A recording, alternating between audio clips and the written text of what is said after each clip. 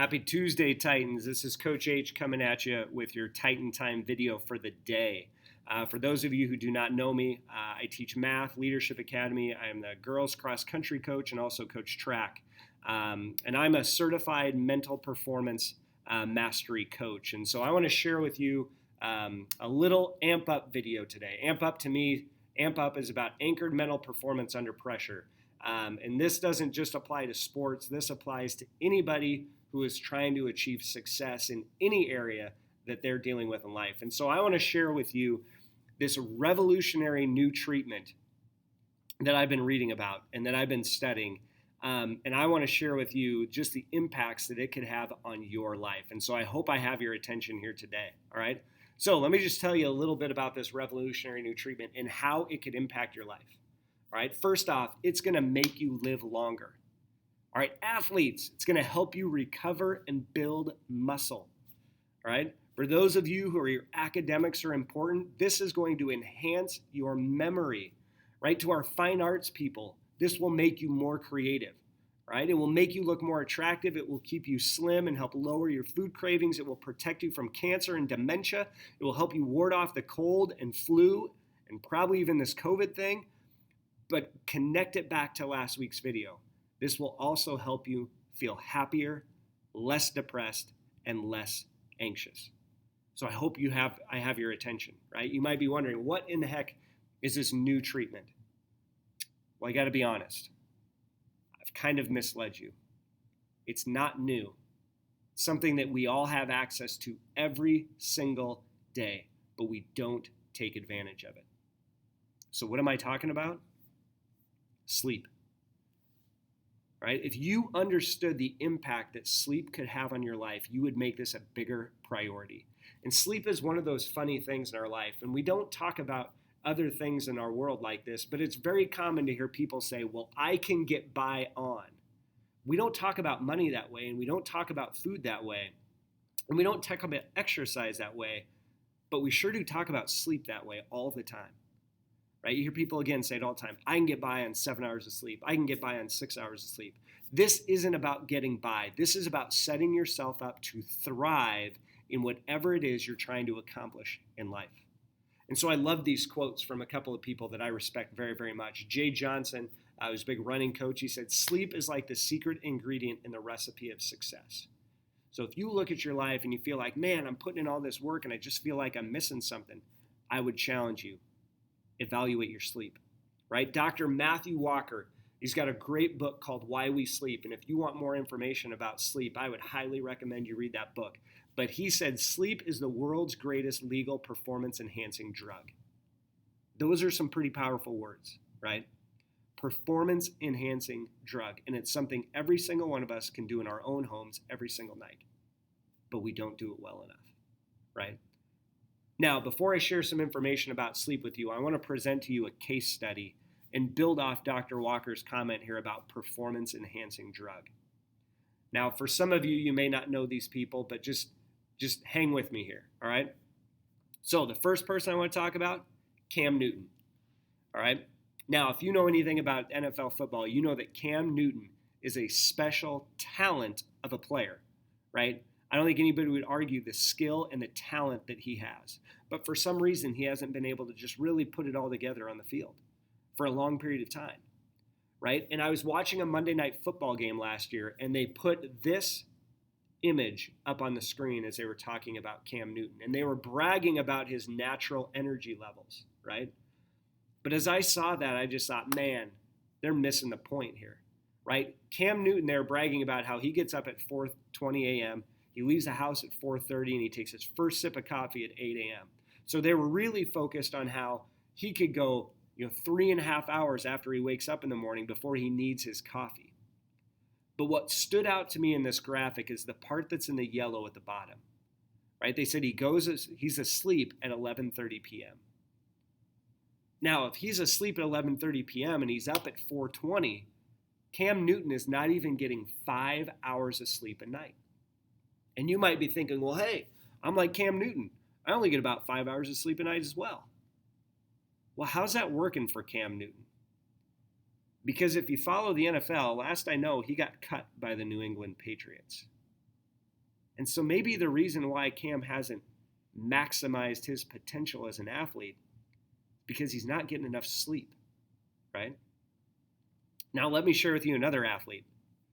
Some of you might recognize this dude, right? If you're an NFL football fan at all, and even if you're not, you probably know who this guy is, Tom Brady, right? The age of 45, still getting it done, winning a Super Bowl, right? People wonder, how in the heck does he do it?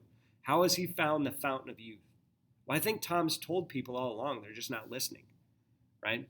In an interview, he said sleep is all about recovering. If you're going to break your body down a lot, you better find ways to build it back up. And the only way to do that is to get a lot of sleep. So for me, I go to bed at like 8:39 as soon as I put my kids to bed because I'm up at 5:30 the next day. Right? If you think about that, Tom Brady's going to bed at 8:30, gets up at 5:30. He's getting 9 hours of sleep a night. How many of us get 9 hours of sleep a night? How many of us have recognized the value that sleep plays in the success that we want to achieve in life and made it a priority like Tom Brady? Now I got to tell you another story about Tom Brady, and I'm almost kind of embarrassed to admit it, but my brother was an athletic training intern with the New England Patriots 10 years ago. And I remember talking to my brother about, what he was doing, what his jobs were, and he kind of laughed. He said, well, the first thing I do anytime we go on the road anywhere is I carry Tom Brady's mattress up to his hotel room. And I remember thinking when I heard him say that, well, of course Tom Brady has somebody carry his mattress up. The guy's a prima donna, right? I want to admit I was 100% wrong. I didn't understand sleep as well as Tom Brady did. The more I learn about it, the more I realize Tom Brady was onto something 10 years ago. He wasn't being a prima donna. He was being smart. He knew what his goals were and how long he wanted to play, and he knew the only way to make that happen was to get enough sleep on a regular basis that his body could handle what he was putting it through. The dude's smart, right? Credit Tom Brady. All right, so you might be sitting here thinking, well, these guys are older. It doesn't impact me as much as a high school student. I can't tell you how wrong you would be. So I want to share a chart with you here, just something to think about, right? So what is enough sleep? And I love this chart because it puts it across. What time do you need to get up, right? What time you go into bed, and it categorizes it for us. Now, if we compare Tom Brady and Cam Newton's wake-up time isn't even on this chart, right? He's getting up at 4:30 in the morning. He's going to bed at 11:30. Cam Newton is in the awful category of sleep. Tom Brady, right, going to bed at 8:30, waking up at 5:30, he's on the good level of sleep. Think about that. He's not even championship level of sleep, and he's still performing at the level that he is for as long as he has, right? So where do you fall on this chart? Think about your day on a regular basis. What time do you need to wake up? What time do you go to bed? And where are you at on the sleep scale? And the thing is, this is something that we have control over. It might require us to rearrange some priorities and manage our time a little bit better. But if you need more sleep, you control the opportunity on whether or not you get it. All right? So let's share some more thoughts on sleep here and why it's important. Now, some of you might be thinking, hey, I don't need to get enough sleep during the week because I'll just sleep for 12, 13, 14, 15 hours on the weekend. Well, here's the truth about sleep. Sleep is not a bank. All right, if you are in sleep debt, there's no way to pay that off. Right? You're not making up for it on the weekends and then spending all that sleep again the next week. Right? If we are in sleep debt, there are serious consequences that come along with that. Right? So let's talk a little bit about those. Right? Understand that in order for you to sleep, right, the importance of sleep is you need to be able to support your training, those of you who are athletes, right? The physical growth that is going on in your teenage years. This is the second biggest growth time in your life that you are going through behind when you were first born, right? The growth that is happening in your body can only happen if we're getting enough rest, right? Those of you who spend all this time in the weight room and you're pounding all these protein shakes and you can't wonder why you're not getting enough, why you're not building more muscle or putting on more weight, might have to do with the fact that you're not getting enough sleep, right? For all of us who are students right now, academic performance, right? And for everybody, and I mean everybody, this is not just students, teachers, I'm talking to you as well, right? When we are sleep deprived, it impacts everybody's mental health. All right, couple quotes from Dr. Walker in that Why We Sleep book, all right? Just a couple highlights on physical benefits and mental benefits, right? He says, obtain anything less than 8 hours of sleep a night, especially less than 6 hours, and our time to physical exhaustion is 10 to 30%. Right? If you have a hard time making it through your day, and you're just like, man, I'm worn out. I just get exhausted so quickly. Maybe it has to do with how much sleep you're getting, right? And then he goes on and talks about how sleep accelerates physical recovery from common inflammation, stimulates muscle repair, and helps restock cellular energy in the form of glucose and glycogen. You don't have to understand the science behind these things. You just have to understand if you're not getting enough sleep, you can't recover. So for those of you who are still early in your season and you're an athlete, you're a volleyball player, you're a softball player, you're a football player, you're a cross-country runner, you play golf, you play tennis, right? Doesn't matter what sport we're doing. You need to recover. I think of our band folks, right? You're out there marching around that field, carrying instruments, playing instruments, and you need to recover, right? If you're going to perform at your best, this is everybody, right? Not just athletes. And then the mental benefits, right? And again, I'm not just talking to students here. Teachers, I'm talking to you too, right? A tired brain reverts to primitive pattern of uncontrolled reactivity, right? If we catch ourselves reacting to things that we don't normally react to, that's probably a sign that we are in sleep debt, right? We're having inappropriate emotional reactions. We need to go to bed, right? It's what we do with little kids when they throw a temper tantrum, right? We make them take a nap. We put them to bed earlier, right? Why don't we do the same thing to adults? Why don't we do the same thing to students? That's really what we need, right? The longer we stay in a state of insufficient sleep, the longer we stay in, to some degree, the fight or flight state of mind. You talk about mental health. If you're tired and you're constantly in a fight or flight state, talk about the anxiety that you're going to feel, right? This is something, again, that we have control over, right?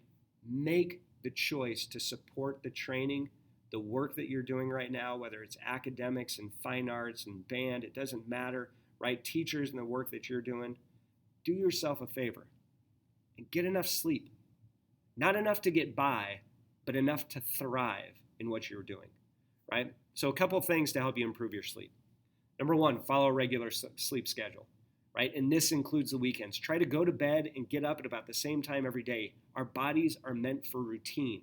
And when we rob it of the routine of sleep, it has serious impacts on us, right? Avoid exercise 3 hours before bedtime. No naps after 4 p.m., right? Thankfully, nobody's in math class at 4 p.m., and I can say that because I'm a math teacher, right?